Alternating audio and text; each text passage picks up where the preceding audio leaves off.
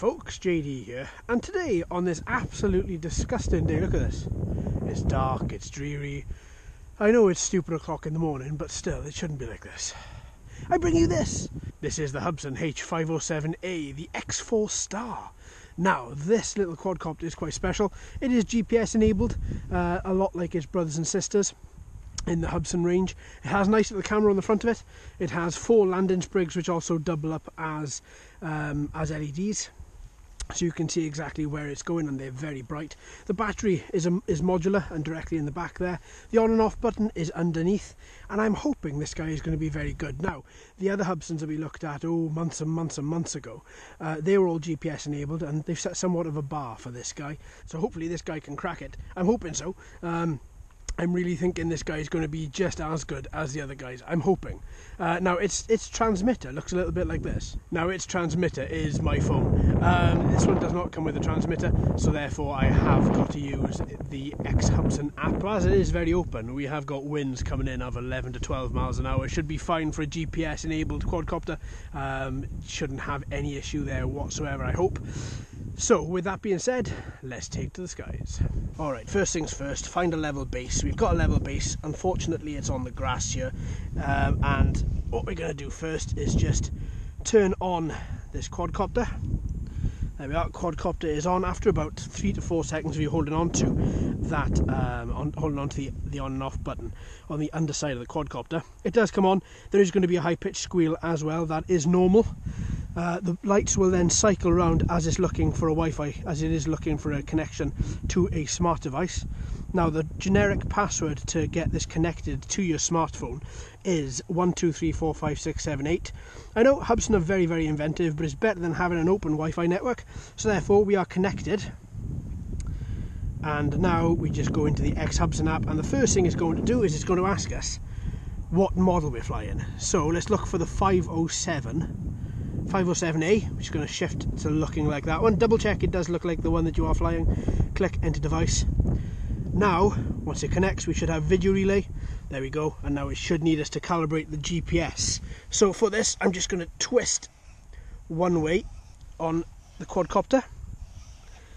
Now, when it comes to GPS calibration, I'm not the best at calibrating it, as I don't have the steadiest hand in the world. Now, once that is done, we will be asked to calibrate this way as well. So now we should be done. Yeah, we're all done there. Bind aircraft to current device, yes. Accuracy test. Let's see how good we go. Now, we've got nothing in the way of interference. There's no pylons, there's no electrical cables running overhead, there's nothing. But unfortunately, it does say our GPS signal is quite weak, even though we're in this absolutely massive field with nothing around us. Okay, now we've got a few more satellites. We've got 7 in total, and now it says the motor is now locked. So 7 going up to 8. So transmitter signal to the quadcopter is full. HD video is full as well. So we've got an altitude. It's slightly increasing, decreasing. So with that, what we'll do now is take her up. Okay, so to take her up, we just push up. Are you sure you want to take off? Yes, I am. And now, as we've got a little bit of a breeze here today, I'm hoping it's going to be able to lock itself in place. Look at that. That has gone up. It's flying around. Hello, you. Right then, out you go.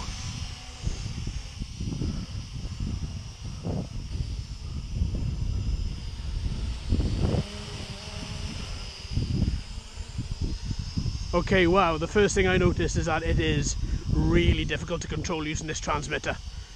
It is not the easiest quadcopter in the world at all to control.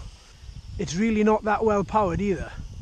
It seems to be lacking quite a bit in the power department, unlike its brother and sister. But other than that, let's see how GPS hold works, because it should, if I let go of the controller, it should just lock itself in place.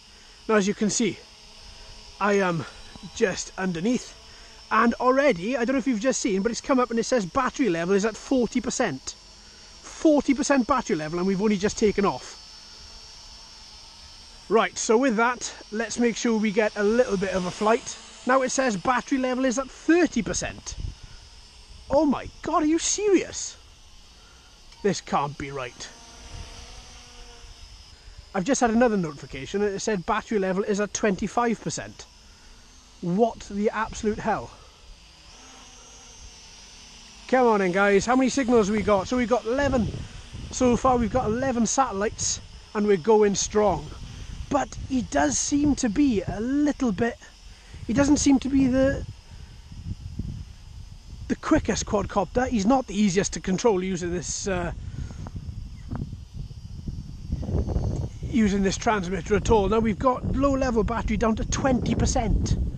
20% already. And we've only been up a couple of minutes.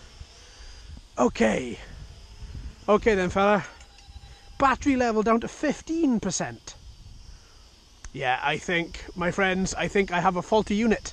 For the first time in 2 years, I think this unit is faulty. Now, it's never happened before, and it's a damn shame it's happened to this Hubsan. But I do really think I have got a faulty unit here.